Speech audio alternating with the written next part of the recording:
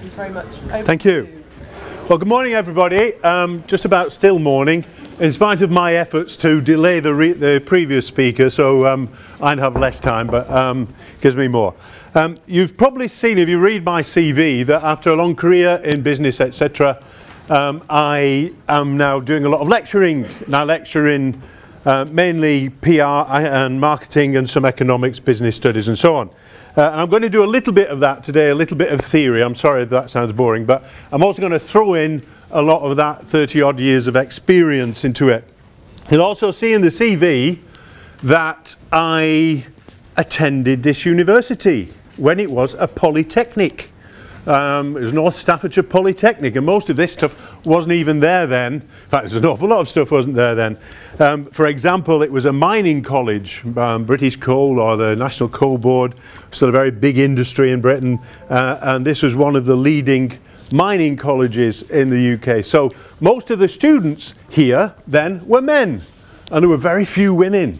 It's much more evenly spread today, I think, with your social sciences and other humanities courses that you do. But Sue was also, I don't know if you know the lady over there on the side, she was a student same time as me, so we've known each other that long, that's why I'm here. But in those days, I started off doing law, got completely bored with law, or law got bored with me. So after a year I decided to change to do economics, which was much more my style of stuff. You can't argue much with the law. But you can argue with economics, and who can disagree with you, because it's all, as the previous speaker said, forecasting is something that is, you're never wrong and you're never right until afterwards, and then nobody cares because you're doing your next forecast. And as part of that course we had a sociology lecturer who's a dour Scottishman, and dour Scot, and he used to all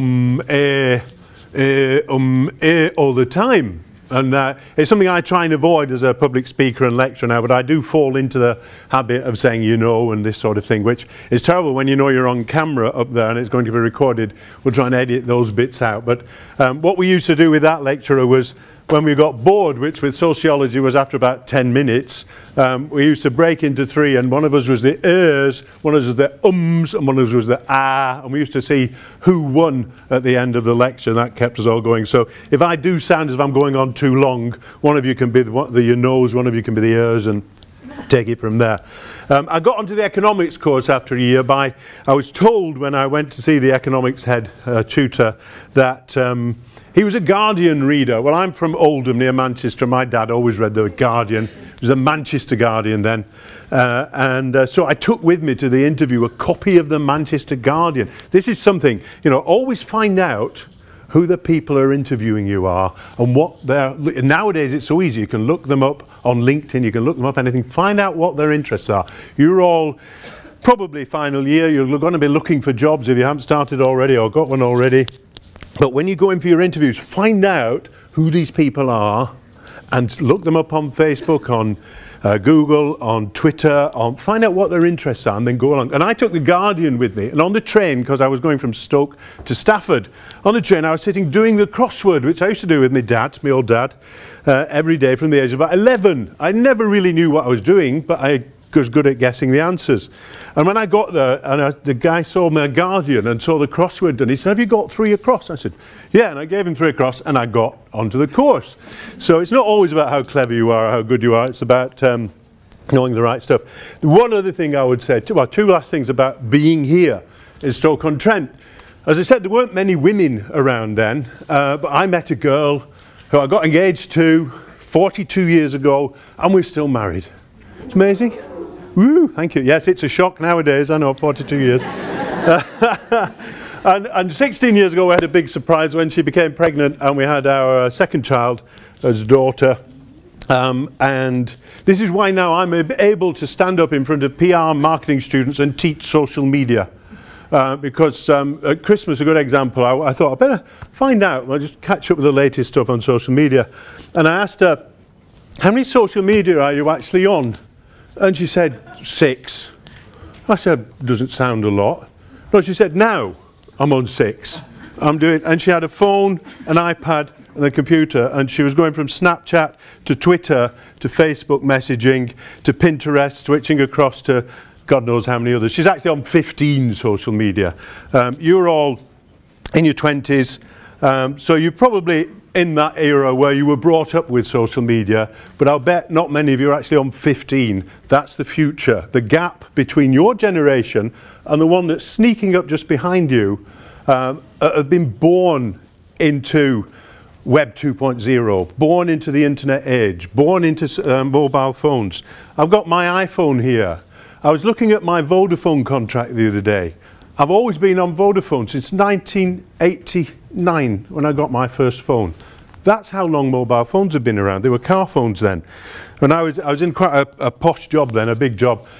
And I used to have an assistant, and whenever I went from Birmingham where I was to London, he used to come with me to carry the battery for the mobile phone on the train. Felt really good then. Almost as good as having a chauffeur, but that's another story. The other thing, the last thing I wanted to say about being here in Stoke-on-Trent was I moved house recently. I'm sort of semi-retired to Devon, in a lovely place. I drove up there this morning. I forgot how far north Stoke was. It's 220 miles, so if I fall asleep halfway through, I'll probably, wake me up. But I found this when we were moving house. It's my economics book that I bought. And it's always stood on the shelf, library shelf, for, again, 42 years. Amazing, isn't it? I've still got it. It's probably, should take it to Antiques Roadshow now, actually. It's probably worth a few bob. But the economics in it hasn't changed hardly at all. So what I'm going to talk about today is the three disciplines, in a way, that I've been most closely associated with as a student, as a lecturer, and in my career. Because you'll see I went from being an economist with an economics degree to be an economist at British Gas. I worked mainly in planning. It was sort of long-range planning, we called it in those days.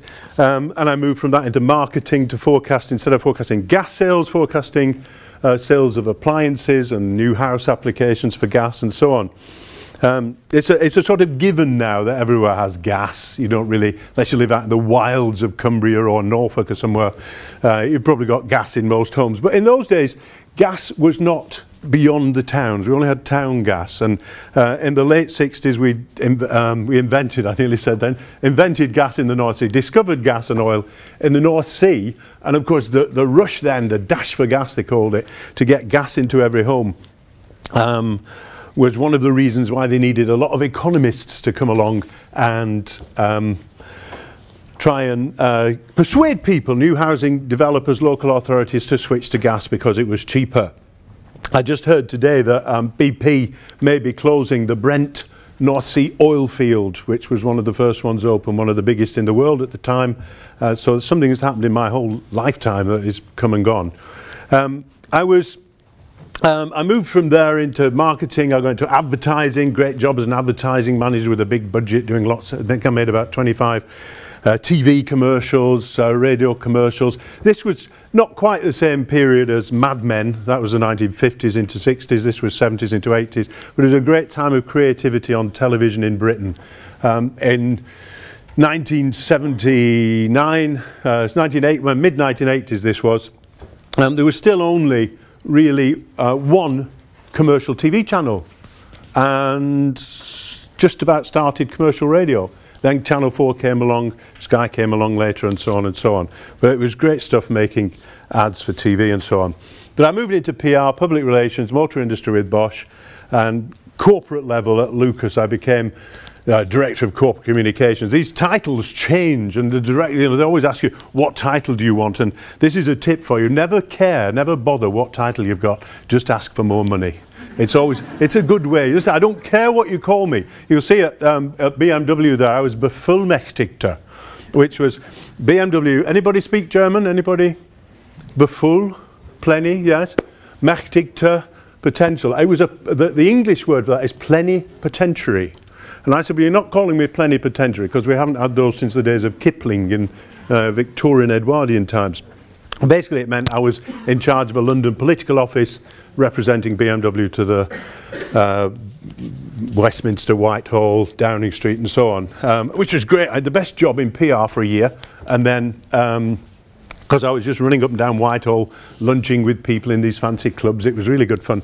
And I had a driver and so on just to take me about 100 yards up the road, because BMW wouldn't have anybody walking, would they? To arrive in a fancy BMW. But then BMW decided to sell Rover Group, and for about a year I had the worst PR job in the world, because I was getting hammered by everybody. But it was good fun. A learning experience, we call them. A learning experience. I moved back into corporate affairs. So PR had become a big part of my life, but it wasn't just PR, it was corporate marketing. Because what you do at that level is you're not marketing a product, you're not selling a product, and you're not simply doing PR to the media either. You are marketing the business to its stakeholders, to investors, employees, future employees, universities, people like yourselves, trying to get people to come and work for you, to invest in you, to do business with you, and so on, at the very highest level. And that's what I did again at Smiths. But I got a little bit bored with that after nearly 30 years and started my own business, Marlin Consulting, where I used to say it was, I used to introduce myself as saying, I do strategic consulting and reputation management. And this is sort of leaning on a bar, and then people would look at you rather oddly and say, do you mean PR? I say, yeah, okay, PR. So now I just say, I do PR. Well, that was, as it says there, 2 years ago. Behind all of those disciplines, economics, PR, marketing, what we're always trying to do is understand why people do something so we can influence what they do next. If you think about it, that's what you're trying to do in economics. We're trying to understand what causes inflation, what causes unemployment.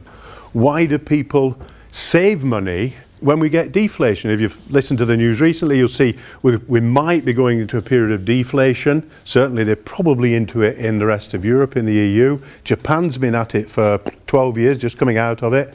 Deflation means people stop spending money. What drives economies is consumer spending. 70% of the world's biggest economy, the US, is driven by consumer spending. 70%. Not investment, not government spending, 70%. It's a bit lower here in the UK because we have more government spending, most European countries do. But it's still a very, very big part. So when people stop spending money, the economy goes downhill. And deflation, you think, well, prices are coming down, aren't we going to spend more? No, we don't, because 2 reasons. One, we don't spend more money because we think the prices are going to be cheaper tomorrow. You know, why buy a house at £200,000 today when it might be worth £150,000 next year? Your mortgage will be lower and everything, interest rates low. But the other reason we don't spend money is because actually we're worried about that. The future, difficult to predict. Am I going to have a job? Is it going to be easy for me? So understanding as an economist what people are doing now, why they do things, helps us forecast the future. In marketing, very obvious, we need to understand the background of people, why they do things, what puts them in a position, so we can focus, we can target them. You've all done marketing, I think. Targeting, segmentation, positioning, targeting, SPT, STP, targeting, understanding why people are doing things and trying to hit the people who are going to make you most money. And PR is the same. In PR we engage. We engage with our publics, our stakeholders. We need to understand what their issues are, so we can develop a relationship with them. So that's what we do. I'm just going to run through that fairly quickly. I've got about 20 slides here. I've got a couple of interactive bits for you to play, so it's not just me talking. So I usually reckon about 3 minutes a slide, so I'll have to do them in 2 minutes. That's a quote that from 1999 about the rational consumer, the rational economic actor. Economic theory is based solely on rationality. You've done maybe basic economics in difference curves, the theory of supply and demand. People will prefer this over this. They'll prefer this over this. And so you can draw a little line of how their preferences work, and that develops into a demand line, a demand curve. And that's how we derive theory in economics. It's basically assuming people will do what they did yesterday again, and that if a small group of people do it, everybody will do it. So you can get into statistics and econometrics and work out what things are going to happen in the future. But what's happened recently, or since about 1980, but it's much more it become much more acceptable now, much more the norm since about the mid-90s, is this idea that actually that doesn't always happen. It's more complicated than that. Can human decisions be modelled mathematically? And this is one of these examples for you now. When I worked at British Gas, I was doing some research on which is the best offer. In those days, British Gas had showrooms in every town. There'd be one in the middle of Stoke, probably one in Hanley, selling gas appliances. Remember, it was this gas boom going on, and we wanted everybody to buy appliances, central heating as well. So there was these shops selling these appliances. And we were trying to get more and more people to come in. So what was the best way to offer them? Was it a trade-in on their old cooker? I'll give you 30 quid off your old cooker, missus. Let's say they cost 300 quid. I'll give you 30 quid off. Or I'll give you a discount of £20. Or I'll give you 6 months interest-free credit. So for 6 months, you pay a sixth of it. No interest rates. Now, you've got to remember, this is sort of 1981, 82, interest rate about 9%. Not like zero today, or zero in real terms. So 6 months interest-free credit was basically saying you don't have to pay anything, and well, pay a sixth of it for the next 6 months. But a 12-month interest-free credit was you don't have to pay it all now, pay a 12th of it for every month. Now, which of you might think on a 300 quid cooker that the trade-in offer was the best one? Just hands up. Anybody who thought the trade-in was the best one? Okay. Don't be shy. It's okay. What about the 20 quid off? How many people think 20 quid off? So 2 off, you know, whatever it is, it's about 6-7% off. Who thinks discount was the best offer? Not many of you. Okay, 1 or 2. Who thinks 6 months interest-free credit is the better offer? Out of interest, is the old cooker like functioning? It doesn't matter. It doesn't matter. No, we take them back. We take them back. It doesn't matter if it's working or not working. We take them back. So you've got to get rid of it anyway. So we'll give you 20 quid to take it away, or 30 quid it was. So by the difference between the 30 and the 20 is because we thought people ascribe a value to what they've got. Well, you're not having this for 20 quid. I can have 20 quid off and sell this second hand somewhere. So we gave them a tenner. But what about the 12-month interest-free credit? Who thinks that's the best offer? I hope you're all going to put your hands up now, because none of you have put your hands up for the other 3. That, in theory, and as far as we were concerned, we thought that was the best offer. If you work it out in monetary terms, 12 months at a 9% interest rate on 300 quid is actually probably equivalent to the £20 discount in terms of money. But it meant people could spread their money and earn interest on the money as well. So it actually became better. But what people chose was the 6-month interest-free credit. That came top by a long way. And we couldn't understand this. Why is 6 months interest-free credit more attractive than 12 months interest-free credit? So we went back and asked them. And what they said was, actually, we know 12 months interest-free credit on the face of it is a better offer. But 12 months is a long time. Unemployment was, this is early Thatcher days, remember, unemployment was going up to 15%. Over 10% for the first time, 2 million unemployed, etc. So things were looking pretty bad, and people were scared that they were going to lose their jobs. So 6 months was a horizon that allowed them to plan their expenditures, plan their incomes. They kind of knew they would be able to pay it off within 6 months. They wouldn't lose the jobs, and even if they did, they'd get some payoff and they'd be able to pay it. But 12 months was a long way off. So we started, that was one of the first times I started to understand that consumers don't always do the obvious. They don't always behave in what you think is a rational way. That's led economics onto the theories of behavioural economics, which this guy Tim Harford in the FT, great piece in the FT, if you find it, on the 22nd of March last year. It's a good one to read about behavioural economics and nudge theory. And he called it a fashionable crossbreed of psychology and economics. In other words, we're bringing in psychology to the study of economics. And it's trying to work out some of these irrational choices that consumers make. It's trying to say, you know, well, why do people rate that one above the other? And the answer is because their situation might be different, their background might be different, the way they think might be different, the way they react to things might be different. And it's trying to develop theories, different kinds of theories to explain and therefore help to predict why people will do what they do. So old theories and predictions of economics were challenged. But Harford, again, one of the things he said is, or is this actually just common sense? Because when you think through that example I gave you, well, yeah, it makes sense. If a lot of people, if you understood the psyche of the time, and an awful lot of people were frightened they would lose their jobs, or they weren't secure in their income and the jobs, or they thought taxes may go up, etc., or interest rates might shoot up, then maybe 6 months was a good enough horizon. So it's just common sense.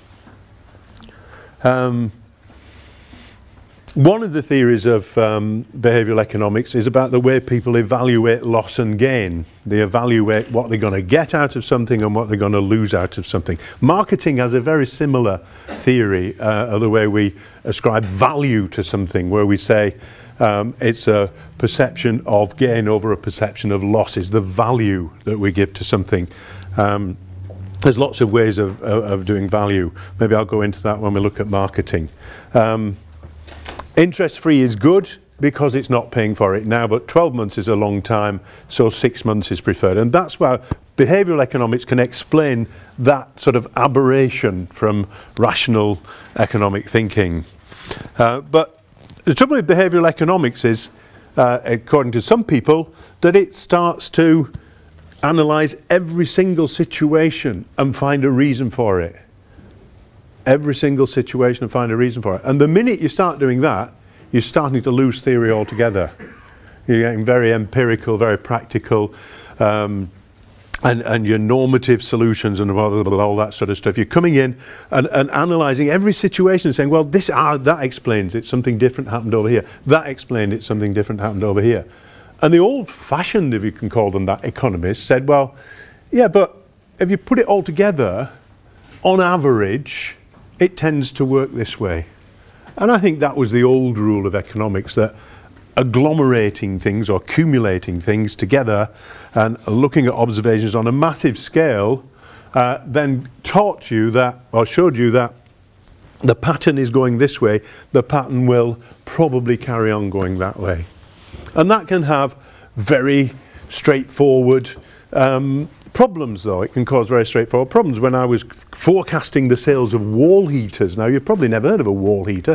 When we were selling gas fires and cookers and central heating, there was somebody invented this thing called a wall heater, which was a gas heater you stuck on the wall in a cold spot in your house.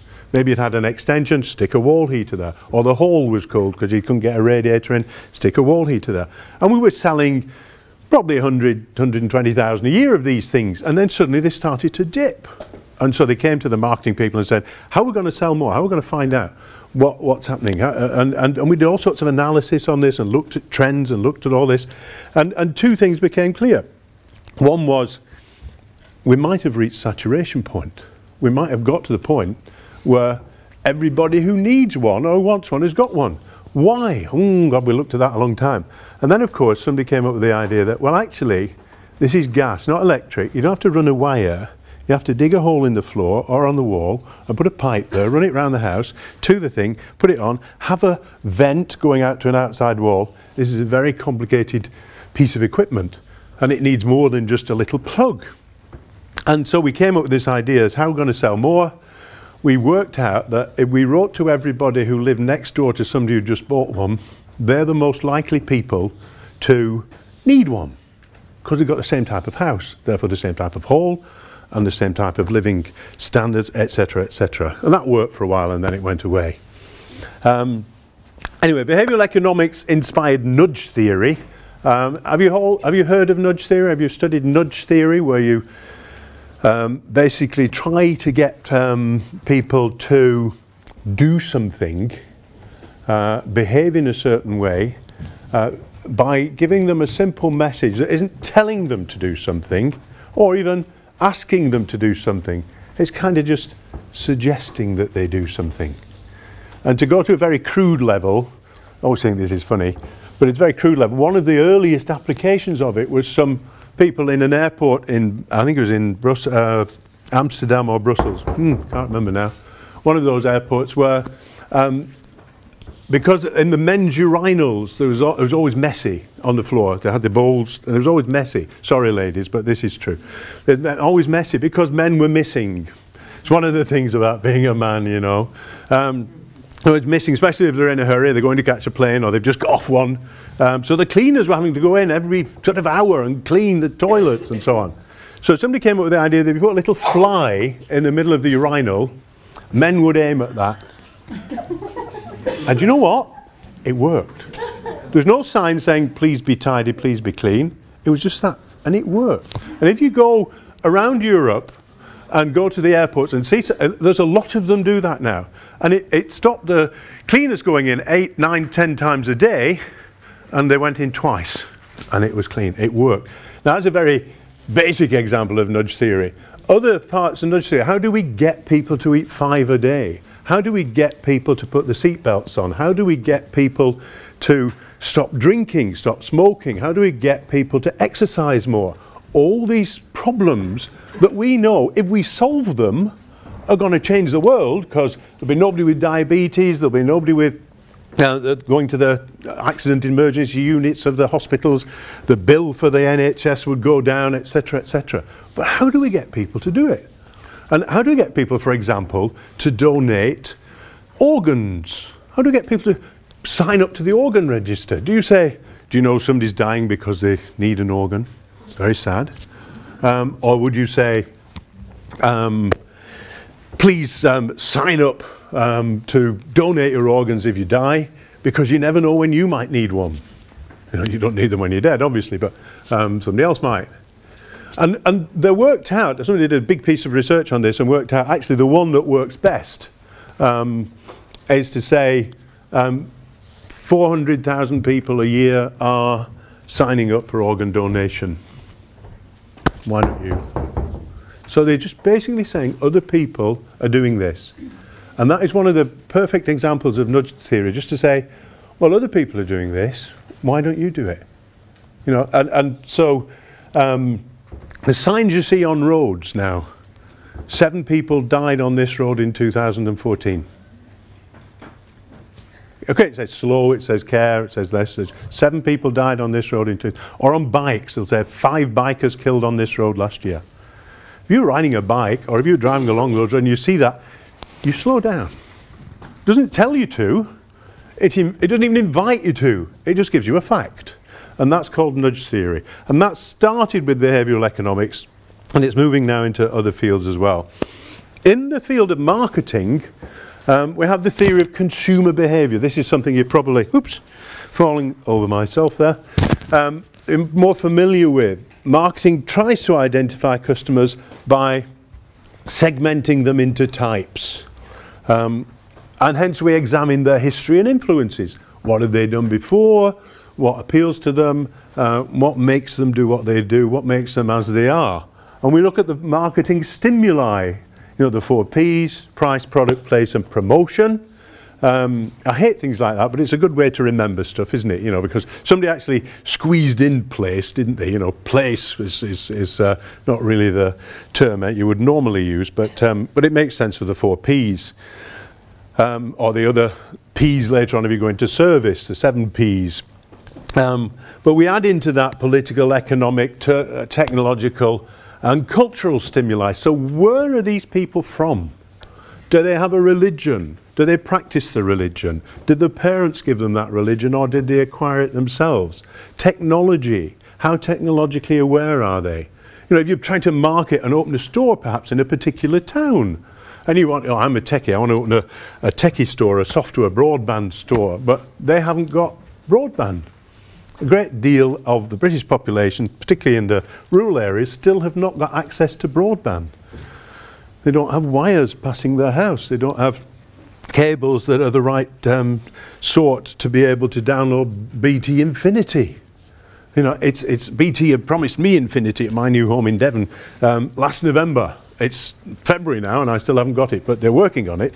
But you would understand, you would do that sort of thing first, so then you would go to people and find out what sort of technological awareness they have, what level of mobile phones maybe people have got, You know, there are still people who don't have iPhones or any sort of Android phone and so on. I mean, I've had this one, not this one, I've had an iPhone since they came out. I was one of the first people to be given an iPhone by Vodafone. I just wanted a normal phone, really.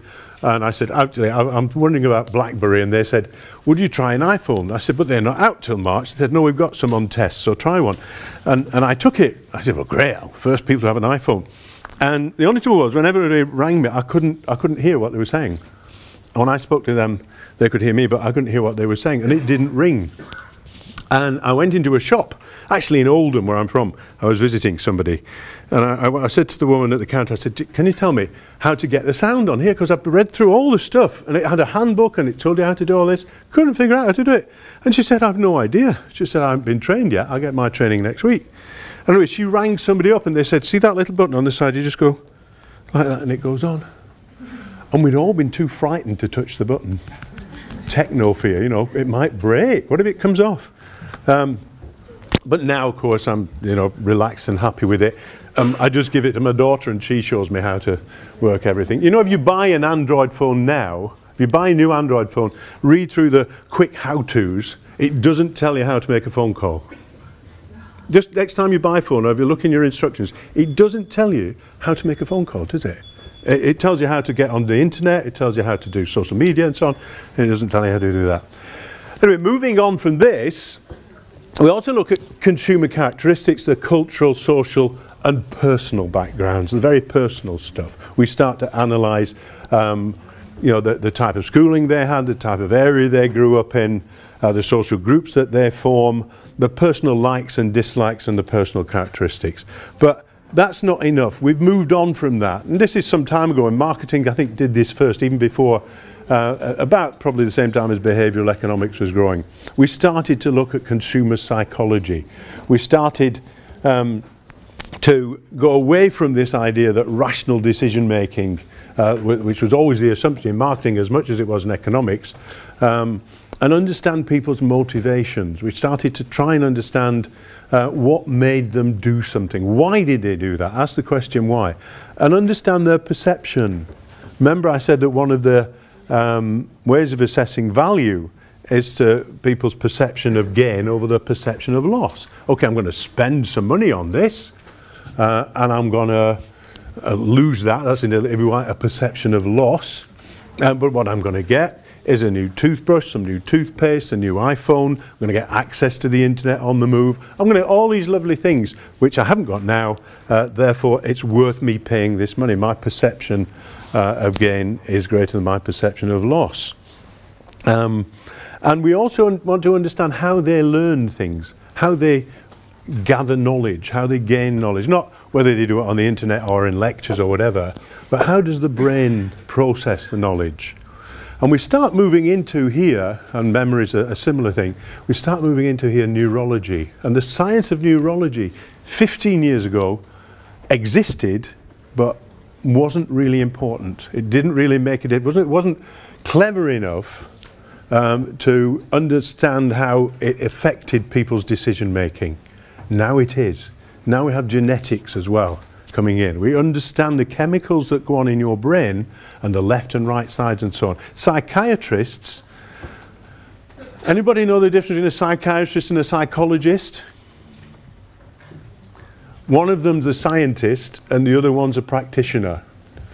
If you find out, will you remind me, because I've forgotten which is which. I always forget which is which. I think the psychologist is the person who is the scientist who thinks about these things. The psychiatrist is the person who practices. But they're sort of now trying to help and explain to us and help us to understand quite how people take what they've learned, the culture, all that other background stuff that we looked at before, and make decisions. You know, your left-right brain stuff, the chemicals going on there, transferring into the brain. So your feelings, your emotions can affect your decisions. And we all know that. You know, my daughter, when she's feeling down and depressed, buys a big bar of Galaxy. And she asked me to get her one the other day, and I got her a big bar of Galaxy just to cheer her up. And I took it home and she said, "That's not a big bar." I thought, she must be really down today, you know. But she's a teenage girl. I'm sorry, teenage boys are the same. But teenage boys tend to go out and kick a football, where girls can't go out and kick anything, just unless they're soccer players, of course, which my daughter was trying to be a soccer player, but she hurt her ankle. But we try and understand why people make these decisions right at the point of decision, what influences them. But there's a problem with that, isn't there? Because if we're trying to theorize that, in the same way as behavioral economics trying to theorize people's decision making and accumulate it up to big theory, with consumer psychology, we're going to have to go to almost everybody and say, well, this person has exactly the same background, exactly the same age, gender, religion, everything else as this person, yet this person is always happy, this person is always sad, and they make different decisions. So do we have to go down to every person and understand how they behave? And what does that do for theory? How do we plan a marketing campaign to sell more Galaxy bars if we got to analyse everybody and say, well, these people over here are going to be demanding it tomorrow because Stoke City just lost again. I don't mean again, I mean, I know. Anybody follow Stoke City here? You must be, a few of you must be. I'm a Manchester United fan, so we're going to lose to Cambridge tonight and make FA Cup history. But United are very good at making FA Cup history. It's just a different way of doing it. Good. So that's where I am on marketing. This is the buying decision process, the consumer behaviour process. Obviously, I think you've probably all seen that before. How we recognise a problem and move towards making a decision, move through the brand choice, price choice, and so on, cost timing method. So that's what I'm saying. How do we use that? Or how do we use our previous theory, our consumer psychology theory, to describe that if we have to do it on a very individual level? And here's another one, another little quiz. In the car industry, in 1985, when I worked for Bosch, we introduced ABS. Anti-Blockierungssysteme, it was called in German. But in Britain, it became known as anti-blocking or anti-locking system. It stops the brakes from locking in a skid. That's what it was designed to do. And we had to try and get that across to people. We had to try and tell people that this was a good thing. But it was very difficult to do, because when we asked the question, when we said to them, what do you think it does? They said, well, does it stop you quicker? And the answer is no, it doesn't stop you quicker, not in every circumstance. In some, nowadays, in most circumstances it will, but in those days on ice, on slippy roads, it wouldn't necessarily stop you quicker. What it does is it allows you to steer while you're driving. And I'll never forget, I was in one of the early cars once, and I was driving along a road up in Worcester where I lived then, a bit slippy on the roads, and this car pulled out the side road, parked cars there, couldn't see properly, pulled out the side road, and I could see the driver in front of me do that. Yeah, she looked at me and saw me coming. I was only doing about 20, but she saw me and did that. And I sort of hit the brakes. I'd done all the training, of course, I knew what I was doing, drove around the car and ended up like that. And then I looked back and she was still like that and waiting for the hit, and she looked round and she looked over there and I wasn't there anymore. And she looked over there and she sort of mouthed, she couldn't say the words, she said, "How did you do that? How did you do that?" And I just went, as if I went over the top. Of course I didn't, but, and she never knew, I just drove off. To this day, she still doesn't know how I got round. We offered somebody a perceived value of 500 quid now, because you know car companies offer options that you have to pay for. And before ABS came pretty much standard on most modern cars, it was an option. It was actually very expensive at first. It was about 2,000 quid as an option. It came down in the early 90s, mid-90s, to something like this. So you could have central locking on your car as an option. You could have metallic paint, or you could have ABS. Which do you think people chose most? Who thinks they chose metallic paint? Quite a few of you. Who thinks they chose ABS? The safety option. And who thinks they chose the central door locking security option? The metallic paint one is right. Why, people, if they had a choice, they could only have one of those for free, if you like. They chose the metallic paint. Why would people choose that? ABS saved your life. Central door locking secured your car. Why would you want the metallic paint? And the answer is, it was the flashy option. It's the one everybody else could see.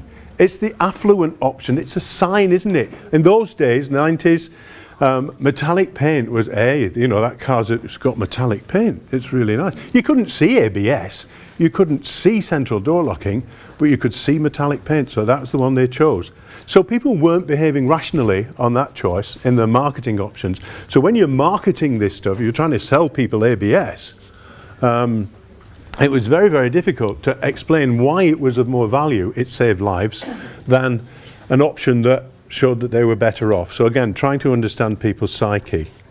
Supermarkets do it as well. Obviously, you've probably had these examples. You walk into a supermarket and what's the first thing they have? What's the first thing they have when you walk into a supermarket? Sandwiches. Sandwiches on one side next to the vegetables. Not all of them. Normally sandwiches are just around the corner because you have to walk past something. Sometimes they have newspapers too, but there's one of the biggest stores I go to where the newspapers are at the furthest end of the store. So if you're coming in for just a newspaper, you've got to walk through the whole store to get one. No, they put flowers, fruit and vegetables. Why? Because that appeals to all the senses. You can smell them. You can see the colours. And they play music around you as well, so you can hear them, and it's ambient music. It's something the Americans worked on in the 50s and really got to understand what makes people shop. And that's not really rational, is it? It's not really, you know, you are not going in for flowers. How many times you stand at a supermarket till and somebody says, I only came in for a loaf of bread, and they've got a basket full of stuff. They've impulse buying. They've been kidded, if you like, into buying stuff that they weren't trying to buy in the first place.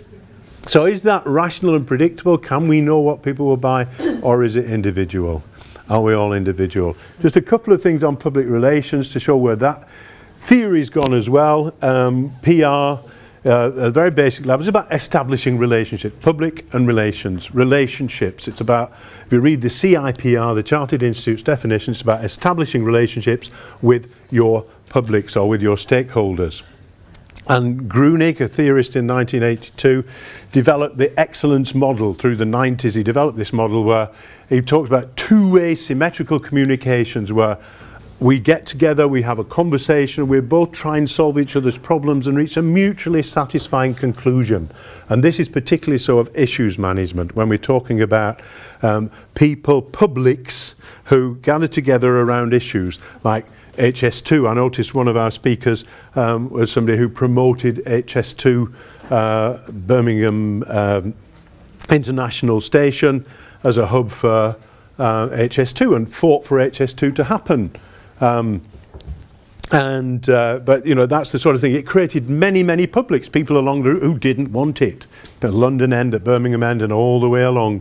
They didn't want HS2. Somewhere like Stoke probably wants a little stopping point somewhere around here, Crewe maybe, Stoke, so that you can drive to it and get on it and get to London, Paris, Brussels, Berlin quicker, or the other end, Newcastle and so on.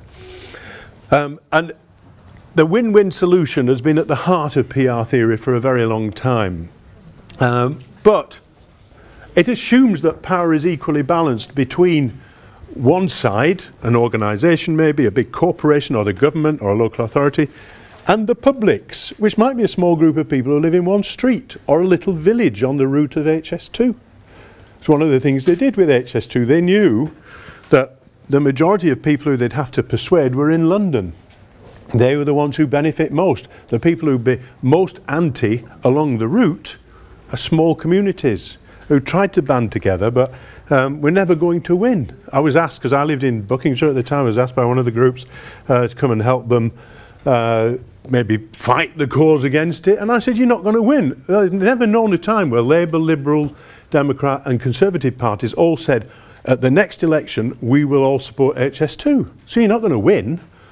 I said, what you should be fighting for is compensation. And of course they didn't. And then eventually they now realise that they should be fighting for compensation, but it's already been done. And a lot of them are going to lose out. Motives drive content and content. What we write in PR is supposed to be to engage our publics, but it's on behalf of the corporation or the organisation or the government. You never see a political party engaging with its publics until it gets criticised. Then it's all about open consultation and so on. an employee who's paid, or a consultant who's paid for by an organisation, will always act in the interests of that organisation, won't they? And actors, people, the publics and so on, will always act in their own interests, which, if you like, is rational. But try talking to a SIF. You know what a SIF is? Anybody know what a SIF is? A single issue fanatic. Somebody who has one big issue in their lives and they are going to go on about it. It might be somebody who's objecting to his neighbour's Leylandii growing too high and gets obsessed about it and eventually cuts them down and goes to prison for doing silly things. It might be somebody who's objecting to HS2 and a party group gets together and they spend all their time fighting HS2.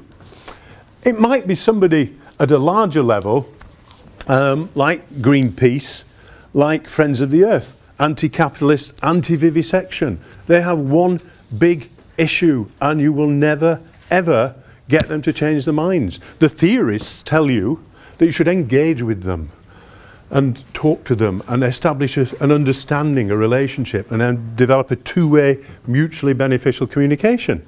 I've tried that and it doesn't work because they're not ever going to change their minds. What they want is for you to be the one to change your mind.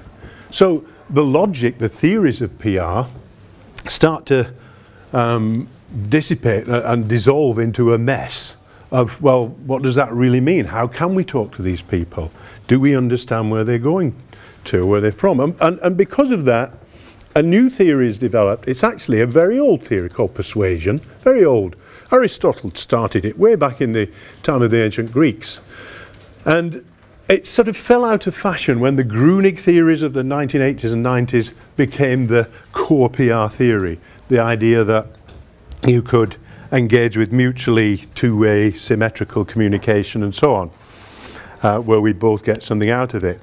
This is much more about getting people to change their attitudes by having a better argument. Think of Parliament, think of debating chambers. That's what this is all about. And persuasion is about having a good narrative, about good content, if you like, about building a story, but arguing it better than the other guy argues their position. The Perloff book of 2010, I've got the references at the end, is a very good one.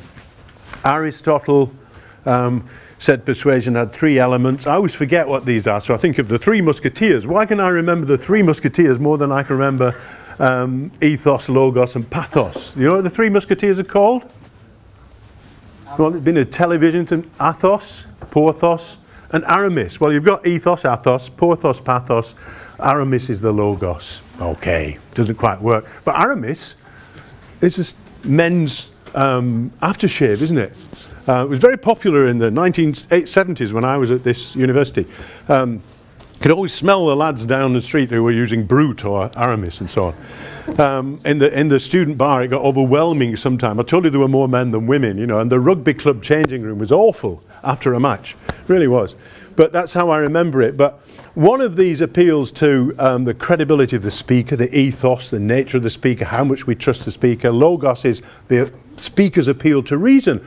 Oh, you often hear politicians say, any reasonable person would understand that. They're already pushing you into that idea that you're a reasonable person. That's called priming as well, by the way. And pathos is appealing to your emotions. So persuasion is actually coming into this idea of psychology now, trying to understand what you are feeling and how we can tap into those feelings to make you change your mind. And Britain as a country has got very emotional in the last 20, 30 years. We didn't used to be stiff upper lip and all that. But we got very emotional when Princess Diana died in the when was it? 91, 92, I've forgotten when she died. Was it 97, much later? Okay, sorry, yes it was 97, I remember now. And I think it was a Saturday morning, Friday night, Saturday morning. And we all woke up to this thing that she died. The nation mourned and we'd never seen anything like it. It tapped into this feeling at the time that the whole country was in a bit of a mess, you know. The Tories had been in power for a very long time. John Major was Prime Minister. My God, that really tapped it. Or he just left, actually, and Tony Blair came in and did his famous speech in the back of Downing Street. But think of people who use persuasion and use the Aristotle's arts, the Churchill's, Kennedy, Martin Luther King, the great speeches. Imagine if they were on webcast today. Imagine if Martin Luther King was live when he was giving that speech around the world. Would it have changed the world quicker than he did just doing it in Washington and then it spreading all around? I have a dream. I think it probably would. The trouble is, I can't think of anybody today who could do that. There's not many people around who are strong enough to do that. Lehrer has come up with this theory of pluralistic decision making, and this applies not just to PR but to economics and to marketing as well. I'll just pick out one or two of these. He suggests we're not either rational or irrational. A brain is pluralistic. It can do a lot of things at the same time. It can make a lot of decisions. It can cope with stress and depression, but make positive decisions for the future. It's a messy network of different areas, many of which are involved with the production of emotion. It's very, again, if you're interested in this field, I've got the reference at the back. It's a very good book to read. A bit heavy, but it's not too bad for understanding the basics of it. And just to throw in one last thing about PR, I don't know where that blue W came from, but there we are. We assume an agglomerated view in reputation management. Bit of what I do, we assume that your reputation as an organisation is this. Well, it isn't, is it? Because, you know, if you would probably, even now, all have a completely different, not completely different, but a different idea of what I am, of who I am, of the sort of person I am. I've told you a lot about me, but you might be sitting there thinking, God, he's boring, he's dull, he's going on a bit, that Lancashire accent is a bit drawly and so on. And he's an old bald guy, a bit overweight. So I am. But I tend to think of myself as much more the sort of person who was here, much younger chap with hair and none of this, and fit and healthy, and not boring as well. So we all have different views on each other, and so can you add all those up to create a bigger idea of reputation? If I asked you all individually, what do you think of BP's reputation at the moment? Mostly, I would expect people of your age and backgrounds to be critical.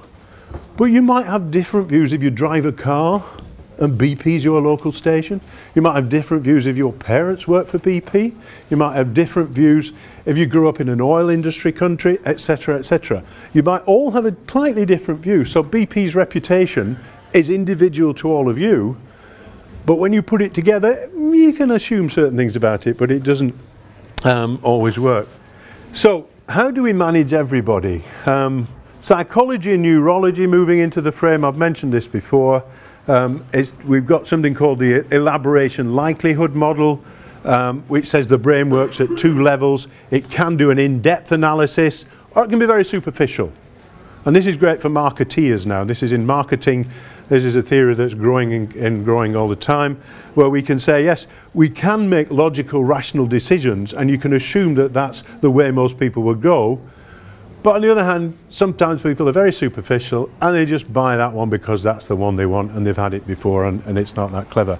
Priming and framing. Priming is where I might say to you, God, you're a wonderful student. You work really hard. I can tell by the assignments you put in, and that makes you feel good. And framing is that I'm now going to talk about this. Framing, the best example is, if you see a guy standing with a microphone like this and behind him is a big black door with the number 10 on it, what's he going to talk about? What is he going to talk about? There's number 10 Downing Street. I'll give you another clue. Number 10 Downing Street behind. What's he going to talk about? Budget cuts. Probably.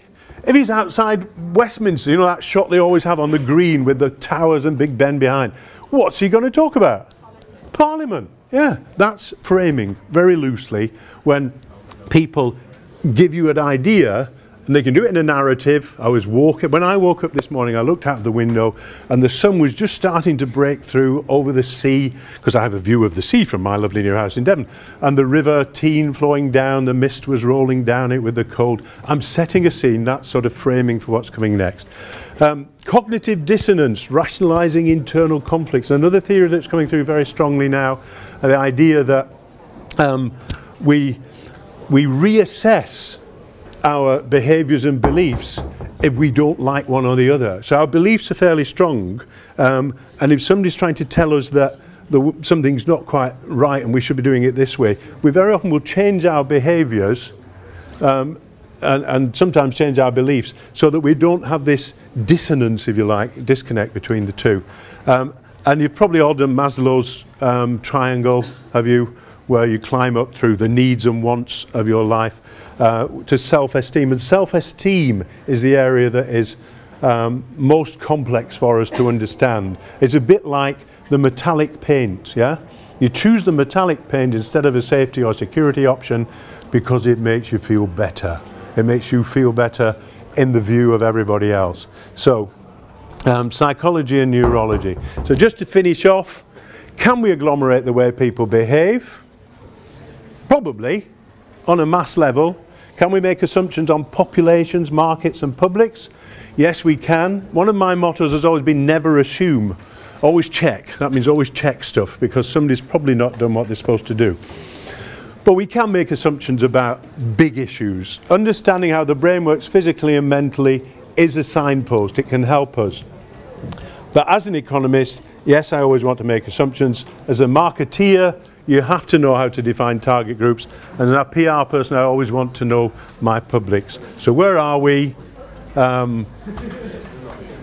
Just a thought. I haven't mentioned, apart from my daughter, social media. I haven't said how is social media affecting all this.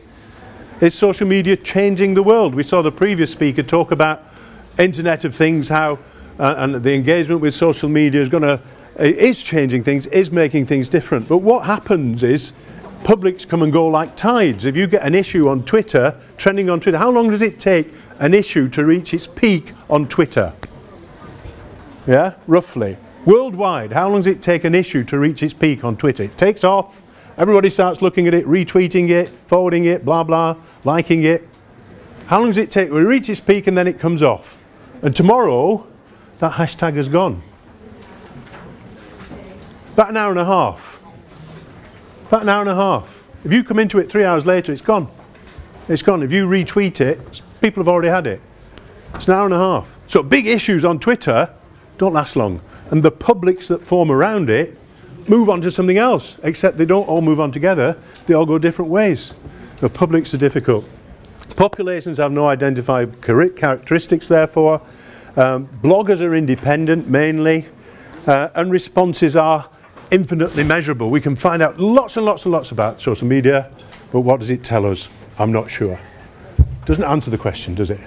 Thank you very much. I've got the... a welcome to talk. Thank you.